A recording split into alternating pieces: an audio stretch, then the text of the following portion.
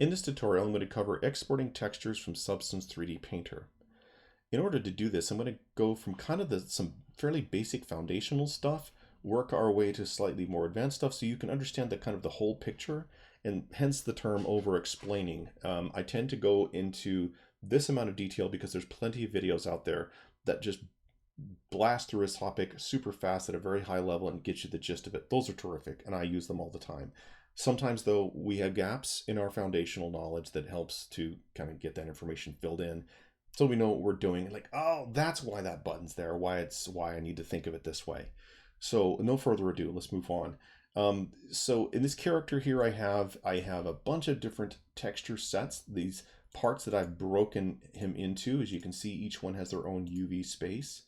And each texture set has its own set of layers, okay, that I've done. And each texture set has its own texture set settings. This could be anything from the resolution to the channels here, base color, ambient, roughness. If I go to a different one here, RGB mask and base color, these are totally individual to the texture set. So in the texture set, if you were to create this character in Maya or in Blender, for example, each one of these chunks, these are not parts of the mesh. This is not the hair, the body model or the hair geometry. This represents the material that was applied to any parts of the character, okay? This was one material. In this case, I gave his hair and his eyebrows. As you can see, they're actually going to end up using the same material, but for the purposes of baking the texture, I needed to split them out. But so this is materially based. But we don't call them materials in Substance 3D Painter because material could be leather or mud or something like that, okay? And this is what, just for the sake of clear nomenclature, this here is what Substance 3D Painter wants to call a material. These are not called materials, although they would be in another application, okay? Sometimes it helps to just have that sort of spelled out because that can be confusing. A texture set is literally a set of textures, okay? Or more specifically, it is a set of textured channels, and in each channel is a texture. A texture lives there, okay? For example, here I'm going to go to his, let's go to his body, okay? And he has a base color channel, an ambient occlusion channel, and a roughness channel. As you can see here, base color, ambient occlusion, roughness. If I were to add a normal channel, you can see that shows up here, and I can now enable information in the normal channel, okay? Where like I wanted to bake a normal map or hand paint normal information or drag a material over into a layer here that has normal information. These things would then show up here. This is where I can visualize in the thumbnails what each one is, and I can see them in here, these different channels. But the point is, we have our texture sets. Inside of texture sets lives a description and a size value, and what shader we're going to use, and it tells us what our various channels are. And in the channels live textures, some of which are dragged in by default, like these baked mesh maps, okay? And then I can add more information here that goes into these specific designated channels, okay? And the end result that we spit out is totally different from all this stuff. Okay, that's our normal map, our base color map, our roughness texture, our metallic texture, okay? Those are our exported files. Let's keep those mentally separate from these texture channels, which are just, think of it as slots that we can put information into. Layers are slots that we can add additional information into a specific channel, okay? And all of this combines to give us roughness information, for example. Okay, there's my roughness information. As you can see, I don't have any roughness information for his necklace. That's why it's a checkerboard. But I do have some for his shirt and for his face. I don't have any roughness information other than a flat roughness for his glasses. Okay, and so I have roughness information for his hair and so forth. And that is, I'm visualizing just the information for that roughness channel. But now in this case, I'm looking at just the information for the base color. All of this stuff combines into this concept here of exporting textures, where here is where I get the end result. I spit it out and I take it into a game engine, into Maya or into Blender or something like that. And so that's kind of where because we're going to cover some of these things that we touch on them anyways here when we're talking about the export textures options. Okay, so let's start with the global settings. The global settings here apply to all of these various texture sets. You look here, stronger body, eyeglasses, hair here. Here's where they are. It didn't give me the garbage ones that I accidentally left in my scene when I exported that out of Blender, but here's all my relevant choices. If I turn it on, that means that texture set is going to have its textures spit out. It's going to be outputting those. If I don't have it checked, I'm not going to be exporting those. Okay, I might have worked on my shoes for a good long time and got those out. I don't want to work on my shoe. I don't need to export them again, so I turn it off. That's all it is. So the general settings here are the global settings rather, are general export parameters for global settings. What this means is basically all of this stuff here that we set applies to everything in here unless we override it. Okay. For example, everything's going to be spit out to this directory that I specify right here. Okay. And this is how I can reset it to the default for Substance 3D Painter. I don't need that right now. I want it to go where I want it to go. The output template, let's cover that in just a moment. Let's skip on to, because it's important and it's big.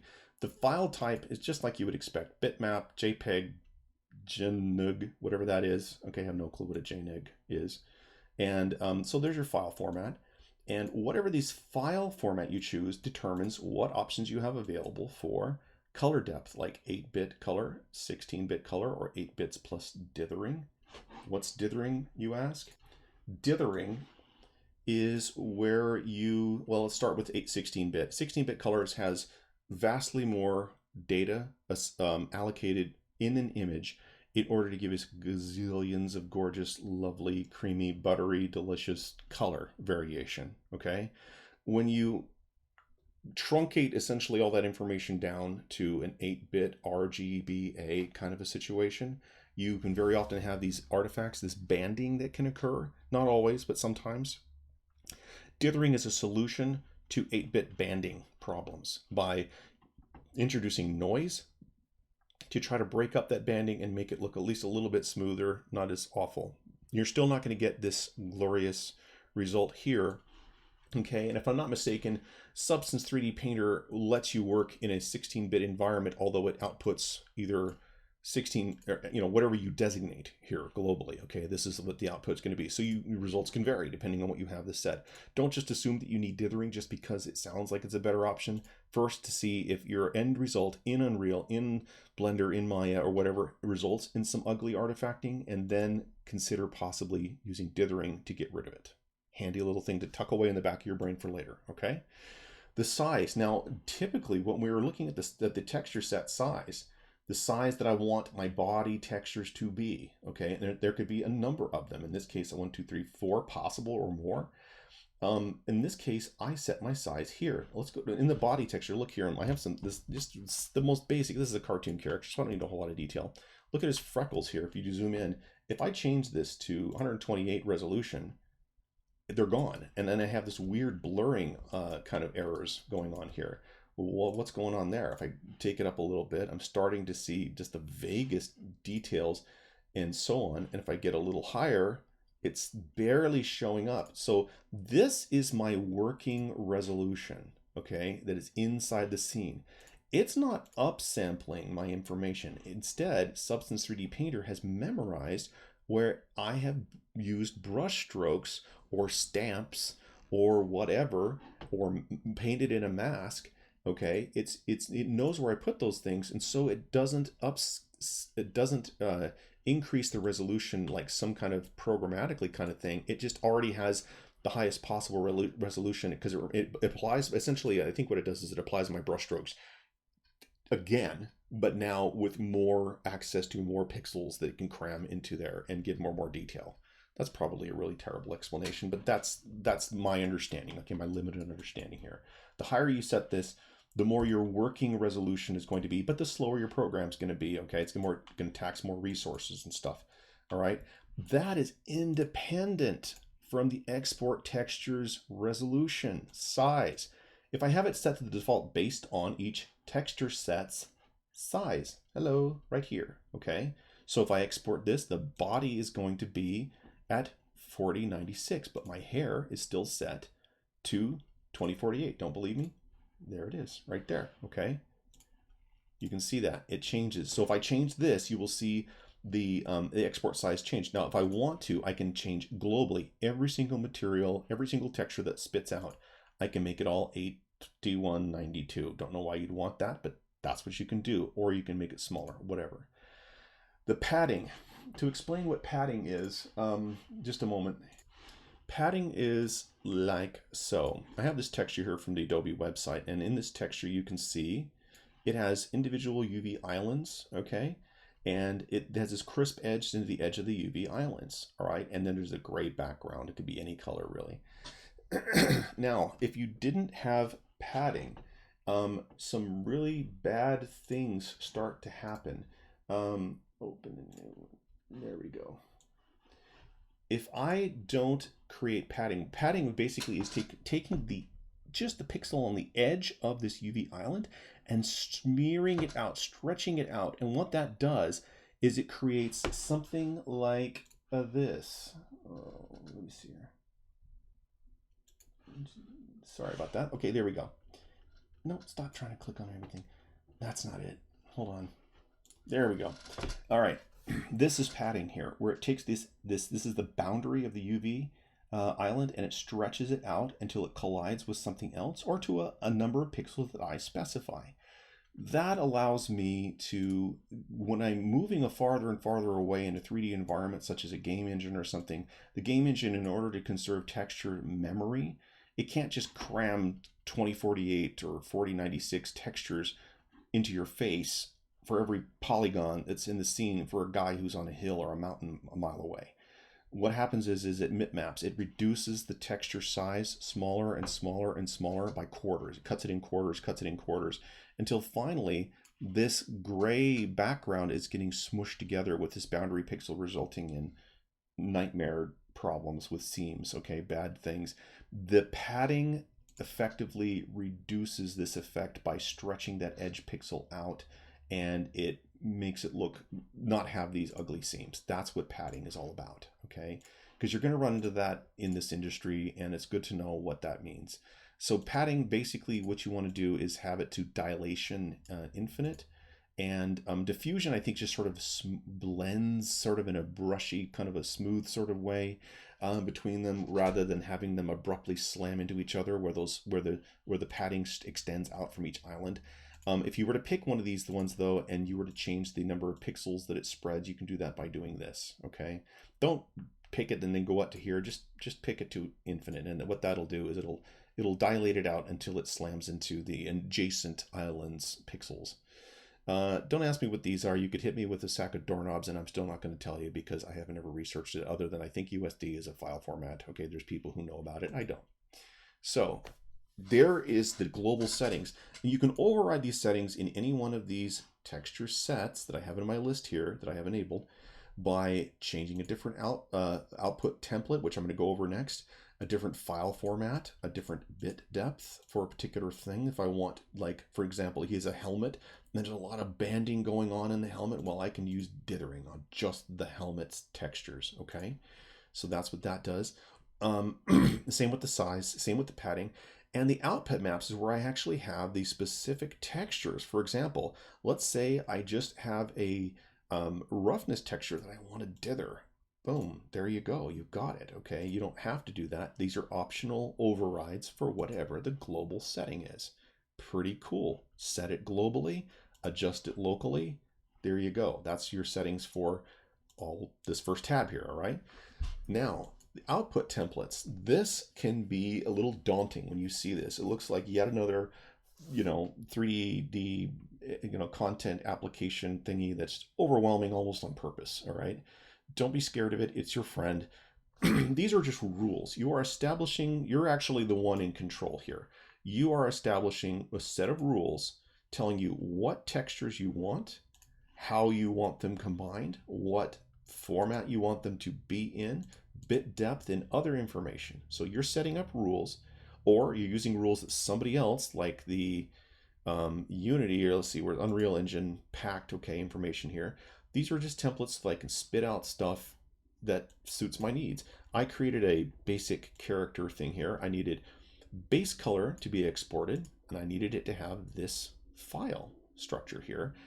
File name, a convention, and I needed it, a packed mask. And so let's just go ahead and create one of these templates here just for the sake of keeping it simple and getting to the point as much as possible.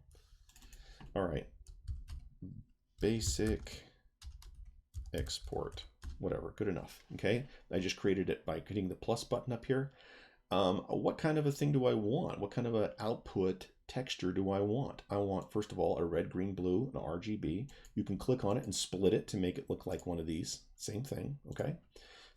Click on it again to put it back together. On this one, I want this to be my base color. I'm gonna give it a name. Now I could just name it T_astrologer base color. Okay, or BC or whatever I want like that, and that could be good enough. However, what I might want to do though, because, well, wait a minute though, this doesn't tell me, is it shoes, is it shirt, is it pants, is it his glasses? I don't know, not yet. So put your cursor, let's say, I'm going to actually back up here, T_, and let's pick the project file. And what that's going to do, oops, let me try that again. Project file, let's do that, okay. This means that this string will insert whatever the file name is over here. Astrologer tutorial file will literally appear in the file name. Okay, that's not a very useful one right now, so I'm just going to leave it at that. I'm just going to call it T_astrologer_, and I'm going to give it also another string, which is the, I don't need the mesh information. I want the texture set in this case. So it's going to take whatever the name is. So T_astrologer_astrologer.hair. Okay, that will appear in place of texture set, or UDIMs. If you might want to put, like, if you have a large chunk of UVs broken up into different pieces and stuff, you might want to put in the UDIM code or UDIM number. I can't really get into UDIMs. Basically, it's taking, like, for one texture set, taking all of its UVs and breaking it up into tiles. We're not doing that right now, so let's just leave it at that. I'm going to call this base color. Now, just because I gave it this nice friendly name doesn't mean it knows what I want. This is an empty slot right here, okay? It's going to give it a black texture. It'll create a texture, but it'll be black, okay? So what I want to do is go up here to my input maps. Those are these maps that I have put down here in my texture set settings that I've enabled in my channels. And of those, I want to go to base color. I drag it over, and I want my RGB information, my red, green, blue information. That color information is going to appear right there, and it's going to give it whatever name in front of it that is. So I'm going to create another one. I'm going to do, let's do a packed mask. In this case, I'm going to use the separate RGB, and I'm going to call this one T_astrologer, and I'm going to give it texture set information, and I'm going to call it MRO. Now, why do I want MRO? Metallic, roughness, and ambient occlusion. Okay, I can go here to metallic, I drag it into the R channel. So think of it like this: metallic is a gray, black and white image. It's black and white. If it's white, it's 100% metallic. If it's black, it's 0 metallic or dielectric. And generally speaking, metallic textures are like that. They're very large, chunky areas of either metal or non-metal, okay? Roughness, however, requires a little more gradients and subtlety, and so they're a huge part of making a character, or any asset rather, look good. And ambient occlusion, I want right there. Put that in there, okay, into the gray channel information. So it's taking 3 textures, shoving it into one. Why would you want this? Because the Unreal Engine, for example, and other game engines, I'm sure, they combine them together and it packs them. Once it sees, oh, this is a packed mask, and it essentially compresses and makes them take up less space than if you just had a separate roughness texture. Even if it was a grayscale, it's still not going to be as efficient as sticking it in the middle here, sandwiching it in with these red and green channels. So essentially, this is a black and white image, this is a black and white image, this is a black and white image. At the end of the day, when you see the texture somewhere else, it'll look like this. But in reality, though, you're going to actually see the information show channel, let's say the green channel. I'm only seeing my green information when I do this. You see that? And if I go to here, show channel blue, this is my blue information. Okay, whatever, using it for masks, or you can use it for combining textures like the ones I just showed you. Let's go ahead and create one more RGB, and let's do our normal, but I want to do a DirectX normal texture, okay, from RGB. This is, I believe, where you've combined height information, like you dragged a leather material onto a pair of shoes, okay? And you've made that look cool, and has little cracks and bumps. And I believe that that height information then gets combined with the underlying baked normal map that doesn't have that height information that's on his shoes, that goes down here.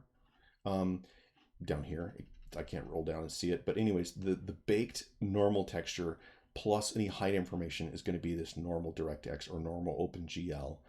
FYI, little bonus fact for you. The difference between a DirectX and OpenGL, practically speaking, is that the green channel is inverted.